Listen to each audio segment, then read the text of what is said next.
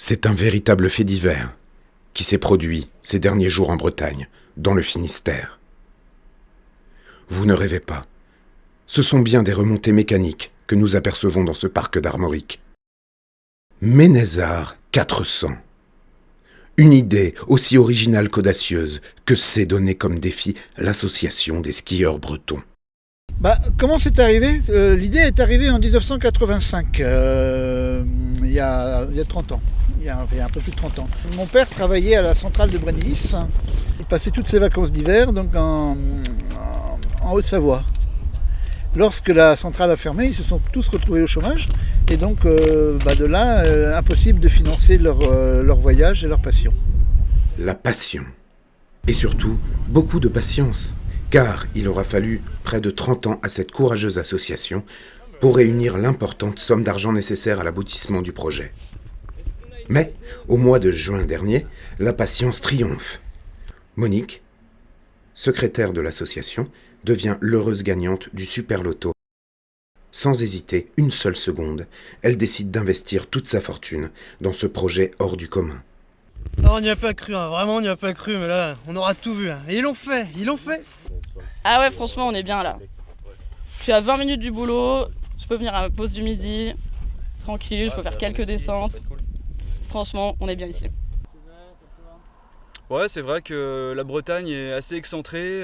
Niveau vacances, les Bretons sont pas très bien servis. Là, ça donne l'occasion enfin à ce que tous les Bretons puissent skier, quoi. Mon grand-père m'a donné ses skis. Bah oui, avant d'acheter du matériel plus récent, on voulait être sûr que ça allait lui plaire, mais je crois qu'il accroche bien. Pas vrai, Lucas?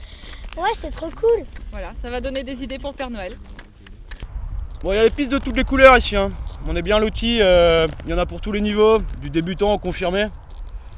Voilà, c'est ma ligne freestyle favorite.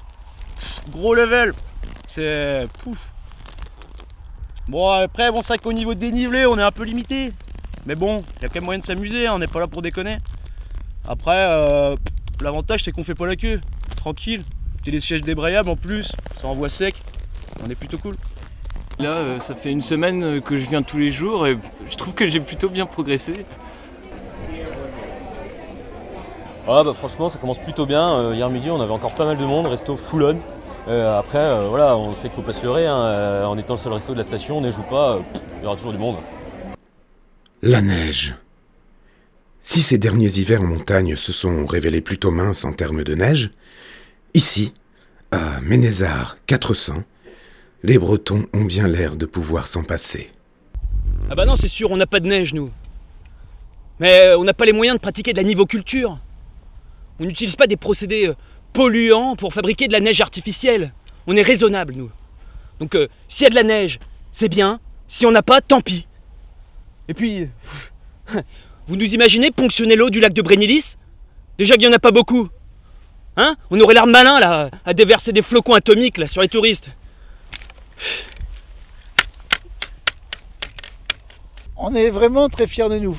Vous nous prenez pour des fous sur ce projet-là. Bon, on a quand même réussi à convaincre les élus.